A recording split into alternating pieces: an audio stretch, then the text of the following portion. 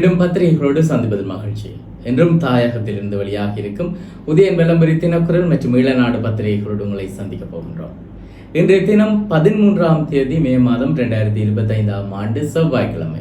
இந்த நாள் உங்கள் எல்லோருக்குமே பாதுகாப்பான இனிய நல்லதொரு நாளாக அமையட்டும். இலங்கையிலே தற்போது போதையினுடைய பாவனை அதிகரித்து செல்வதை உணரக்கூடியதாக இருக்கிறது.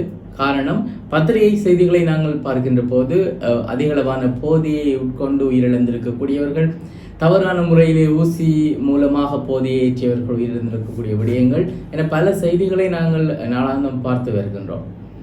இப்பொழுது இன்றைய பத்திரிகைகளிலும் அது குறித்து பார்க்க முடிகிறது. இந்த போதையினால் ஏற்படக்கூடிய உயிரிழப்புகள் அதிகமாக இருக்கிறது. அதே நேரத்திலே முள்ளிவாய்க்கால் நினைவு தூபி தொடர்பான விடயங்கள் அங்கே நடைபெற்றிருக்கக்கூடிய அஞ்சலி நிகழ்வுகள், முள்ளிவாய்க்கால் கஞ்சிகள் வழங்கப்படக்கூடிய நிகழ்வுகள் என இப்பொழுது இந்த வாரம் நாம் அறிந்த விடயம் இறுதி யுத்தத்துக்கான அந்த இறுதி வாரமாக இருக்கிறது. எனவே இப்பொழுது நாட்டிலே பல பாகங்களிலும் இந்த விடயங்களும் இந்த நினைவுகளும் நினைவு கூறப்படுவதையும் அவதானிக்க முடிகிறது. இது இவ்வாறு இருக்க தைட்டி திசவிகாரை தொடர்பான விடயங்கள் அங்கே தொடர் போராட்டங்கள் இடம்பெறுகிறது. அதனை அகற்றுமாறு கோரப்பட்டிருக்கிறது. இதன் பின்னணியிலே என்பிபி பெரும் பின்னடைவை சந்தித்திருந்தது. வடக்கை பொறுத்தவரையிலே வாக்கிலே அவர்களுக்கு வீழ்ச்சி கிடைத்திருந்தது. இருப்பினும் அங்கே சில மக்கள் அவர்களை இன்னமும் நம்பிக்கொண்டிருப்பதை அந்த பெறுபர்கள் எடுத்து காட்டியிருக்கிறது. எனவே இந்த நம்பிக்கையை இப்போது இருக்கக்கூடிய அரசு காப்பாற்றுமா, 3-2 பெரும்பான்மையை வைத்துக்கொண்டு பயப்படுமா என்கின்ற விடயங்களும் பார்க்க வேண்டியதாக இருக்கிறது. எனவே இன்றைய பத்திரிகைக்குள்ளே நேரடியாக செல்லலாம். முதலிலே உதயன் பத்திரிகை. உதயன் பத்திரிகையின் தலைப்பு செய்தியாக கொடுக்கப்பட்டிருப்பது போதை மரணங்கள் யாழில் அதிகரிப்பு, ஒரு வாரத்துக்குள் மட்டும் 4 பலி, கைதுகளும் தொடர்ச்சியாக அதிகரிப்பென அந்த செய்தியில் சொல்லப்பட்டிருக்கிறது. யாழ்ப்பாணத்திலே போதைப் பொருள் பாவனையால் ஏற்படும் உயிரிழப்புகள் மீண்டும் சடுதியாக அதிகரித்து வருவதாக துறைசார் அதிகாரிகள் தெரிவித்திருக்கிறார்கள். முன்பக்க செய்திகளிலே பேசாலை கடற்பரப்பிலே 218 கிலோவுக்கு மேற்பட்ட கேரளா கஞ்சா மீட்கப்பட்டிருக்கிறது. தொல்லியல் திணைக்களம் பிக்குகளுடைய கூடாரமா நாடாளுமன்ற உறுப்பினர் துரைராச ரவிகரன் கேள்வி எழுப்பியிருக்கிறார். தொல்லியல் பகுதிகளை கண்காணிக்கும் அதிகாரம் பௌத்த பிக்குகளிடம் கொடுக்கப்பட்டுள்ளதா? தொல்லியல் திணைக்களம் பௌத்த பிக்குகளுடைய கூடாரமா என அவர் கேள்வி எழுப்பியிருக்கிறார். நாடாளுமன்ற அதிகாரிகளுக்கு எரிபொருள் ஒதுக்கீட்டிலே குறைப்பு செய்யப்பட்டிருக்கிறது. அதீத போதை பாவனை, குடும்ப தலைவர் சாவு. அதீத போதைப் பொருள் பாவனை காரணமாக இளம் குடும்பத்தில் ஒருவர் உயிரிழந்திருக்கிறார். சவச்சேரி மட்டுவில் தெற்கு பகுதியைச் சேர்ந்த குடும்பஸ்தவரை இவ்வாறு உயிரிழந்ததாக அந்த செய்தியில் குறிப்பிடப்பட்டிருக்கிறது. அமைச்சரவை மறுசீரமைப்பு, அரசாங்கம் அதீத கவனம் என்பது ஒரு கேள்விக்குறியோடு கூடிய செய்தியாக அமைய பெற்றிருக்கிறது. நெடுந்தீவு மருத்துவமனைக்கு அனுப்பப்பட்டது மின்பிறப்பாக்கி என்கின்ற செய்தி சொல்லப்பட்டிருக்கிறது. இதே நேரத்திலே யாழிலே இன்று போராட்டம் ஒன்று இடம்பெற இருக்கிறது. பாலியல் வன்கொடுமைக்கு எதிராக இந்த போராட்டம் இடம்பெற இருக்கிறது. வெளிநாட்டு அனுப்புவதாக கூறி மோசடி, போலீஸ் அலுவலகருக்கு விளக்கமறியல் என்கின்ற விடயம். அதே நேரத்தில் ஏனைய கட்சிகளிடம் இருந்து அன்னூறு அணி வேறுபடவில்லை, இடதுசாரி தலைவரான குமார் குணரட்னம் தெரிவித்திருக்கிறார். அதிகார மோகத்தில் செயல்படுகிறது அரசு, பிரேம்நாத் தொலவத்தை சுட்டி காட்டியிருக்கிறார். முச்சந்தி முல்லையுடைய கருத்து பதிவு செய்யப்பட்டிருக்கிறது. அதாவது உள்ள பிரச்சனையில் 10 இந்த போதை வேற உயிரை எடுக்குதுன்னு முச்சந்தி முல்லை கருத்து பதிவு செய்திருக்கிறார். இது இன்றைய உதயன் பத்திரிகையினுடைய முன்பக்க செய்திகளாக அமைய பெற்றிருக்கிறது. தொடர்ந்து தினக்குரல் பத்திரிகையை பார்க்கலாம். தலைப்பு செய்தியாக கொடுக்கப்பட்டிருப்பது இறுதி யுத்தத்திலே கொல்லப்பட்டவர்களுக்கு முள்ளிவாய்க்காலில் நினைவு தூபி, அரசின் பொது நினைவு தூபி, இன அழிப்பை இல்லாமல் செய்யும் முயற்சி, தமிழர் மரபுரிமை பேரவை இந்த விடயத்தை தெரியப்படுத்தி இருக்கிறது. இறுதி யுத்தத்திலே கொல்லப்பட்ட மக்களை நினைவு கூறும் வகையிலே முள்ளிவாய்க்கால் மண்ணிலே நினைவு தூபியை அமைக்க திட்டமிட்டிருக்கிறோம் என தமிழர் மரபுரிமை பேரவையினுடைய இணைத்தலைவரும் முள்ளிவாய்க்கால் நினைவேந்தல் குழுவினுடைய வடக்கு கிழக்கு பொது கட்டமைப்பினுடைய இணைத்தலைவருமான அருட்பணி அடிகளார் தெரிவித்திருக்கக்கூடிய விடயம் அங்கே சுட்டிக்காட்டப்பட்டு அங்கே தெளிவாக தரப்பட்டிருக்கிறது. இதே நேரத்திலே முன்பக்க செய்திகளிலே மாரடைப்பால் இராணுவ வீரர் ஒருவர் உயிரிழந்திருக்கிறார். நமது உறவுகளுக்கான நீதி என்று ஒரு நாள் கிடைக்கும், நம்பிக்கையுடன் பயணிக்கிறோம், யாழ் பல்கலைக்கழக மாணவர்கள் தெரிவித்திருக்கிறார்கள். அகில இலங்கை தமிழ் காங்கிரஸ் யாழிலே 4 சபைகளில் ஆட்சி அமைக்க போட்டி என்கின்ற விடயம் சொல்லப்பட்டிருக்கிறது.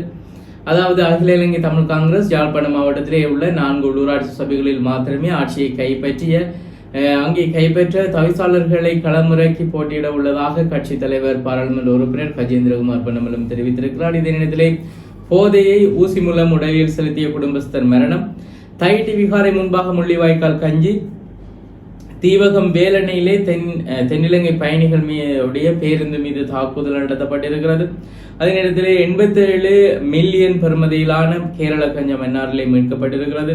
துறைமுகத்திலே 4 மணி நேர வேலை நிறுத்தத்தால் 300 மில்லியன் இழப்பு என்கின்ற ஒரு விடயம் சுட்டிக்காட்டப்பட்டிருக்கிறது. பயங்கரவாதத்துக்கு எதிரான போர் இலங்கையை உதாரணமாக இந்தியா பின்பற்ற வேண்டும். இந்திய பெருங்கடல் பிராந்தியத்திலே பொருளாதார வளர்ச்சியையும் பயங்கரவாதத்தை கையாள்வதும் ஒரே நேரத்திலே தொடரப்பட வேண்டும் என முன்னாள் ஜனாதிபதி ரணில் விக்ரமசிங்க தெரிவித்திருக்கக்கூடிய விடயம் தரப்பட்டிருக்கிறது. இது தினக்குரல் பத்திரிகையினுடைய முன்பக்க செய்திகள். வலமுறை பத்திரிகையை பார்க்கலாம். தலைப்பு செய்தியாக கொடுக்கப்பட்டிருப்பது தையிட்டி திசவிகாரியை அகற்ற கோரி போராட்டம், விகாரைக்கு முன்பாக முள்ளிவாய்க்கால் கஞ்சி விநியோகம் என்கின்ற விடயம் சொல்லப்பட்டிருக்கிறது. ஜனநாயக தமிழ் தேசிய கூட்டணியோடு இணக்கம் ஏற்படுமாயின் தமிழரசு கட்சிக்கு அழுத்தம், கஜேந்திரகுமார் பொன்னம்பலம் தெரிவித்திருக்கிறார். ஜனநாயக தமிழ் தேசிய கூட்டணியுடன் கொள்கை ரீதியிலே நாம் இணக்கப்பாடு எட்டுவோமாய் அது இலங்கை தமிழரசு கட்சிக்கு அழுத்தத்தை ஏற்படுத்தும் என தமிழ் தேசிய மக்கள் முன்னணியின் தலைவரும் பாராளுமன்ற உறுப்பினருமான கஜேந்திரகுமார் பொன்னம்பலம் தெரிவித்திருக்கிறார். இணைய மூல மோசடி, போலீசார் எச்சரிக்கை என்கின்ற விடயங்கள். முதல் மாவீரர் சங்கருடைய தந்தை காலமாகி இருக்கிறார். ஈழ போராட்டத்தின் வீர மரணம் அடைந்த விடுதலை புலிகளின் முதல் மாவீரரான சங்கரின் தந்தை நேற்று உயிரிழந்திருக்கிறார். அவர் காலமாகி இருக்கிறார். அவர் ஒரு ஆசிரியராக இருக்கிறார். அவர் இருந்து வந்திருக்கக்கூடிய அந்த காலப்பகுதியிலே அவர் மிகவும் சிறந்த சேவையாற்றக்கூடிய மனப்பான்மையுடையவராகவும் இருந்திருக்கிறார்.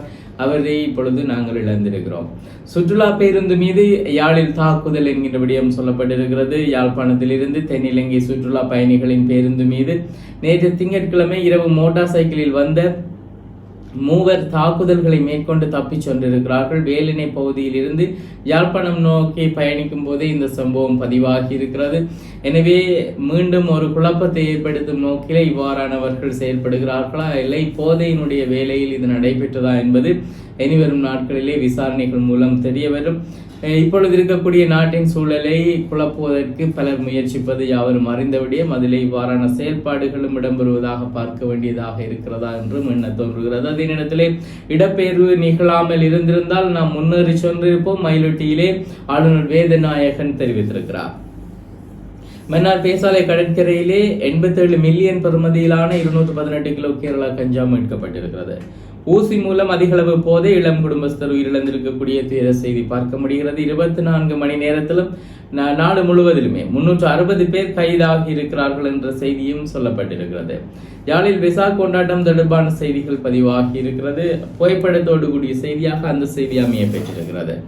தொடர்ந்து ஈழநாடு பத்திரிகையை பார்க்கலாம். தலைப்பு செய்தியாக கொடுக்கப்பட்டிருப்பது போரில் கொல்லப்பட்ட மக்களுக்காக முள்ளிவாய்க்காலில் நினைவு தூவி நினைவேந்தல் குழு அறிவித்திருக்கிறது. ஊசி மூலம் ஹெரோயின் செலுத்திய ஒரு உயிரிழந்திருக்கக்கூடிய விடயம் நாங்கள் பார்த்த செய்தி. ஏனைய அதிகளவான செய்திகள் நாங்கள் பார்த்த செய்திகளாகவே அமைய பெற்றிருக்கிறது. ஆட்சி அமைப்பதற்காக எவரையும் விலைக்கு வாங்கப் போவதில்லை என தேசிய மக்கள் சக்தி அறிவித்திருக்கிறது. உள்ளூராட்சிகளிலே கட்சி சார்பற்ற ஆட்சிக்காக இணைய வேண்டும் என எதிர்கட்சிகளுக்கு ஐக்கிய மக்கள் சக்தி அழைப்பு விடுத்திருக்கக்கூடிய செய்திகளும் பார்க்க முடிகிறது. கொத்மலை பேருந்து விபத்து, காயமடைந்தவர்கள் சிலருடைய நிலைமை மேலும் கவலைக்கிடமாக இருப்பதாக சொல்லப்பட்டிருக்கிறது. சுற்றுலா வந்த பேருந்து மீது வேலணையில் தாக்குதல் என்கின்ற செய்தி நாங்கள் பார்த்த விடயம். அதிகார மோகத்திலே தற்போதைய அரசு செயல்படுவதாக குற்றம் சாட்டப்பட்டிருக்கிறது. 1996 தப்பிய வீடுகள் பின்னரே இடித்து தரைமட்டமாக்கப்பட்டதாக வடக்கு ஆளுநர் வேதநாயகன் தெரிவித்திருக்கிறார். அதாவது யுத்தத்திலே தப்பிய வீடுகள் கூட இடித்து தரைமட்டமாக்கப்பட்ட விடயத்தை அவர் ஞாபகப்படுத்தி இருக்கிறார். சமாதானத்துக்காக இளைஞர் பேரவையால் ஜனாதிபதி அனுரகுமார திசாநாயக்கவுக்கு அவசர கடிதம் என்கிற விடயம் சொல்லப்பட்டிருக்கிறது. இதே நேரத்திலே மாணவனை தாக்கிய ஆசிரியருக்கு மறியல் தண்டனை விதிக்கப்பட்டிருக்கிறது.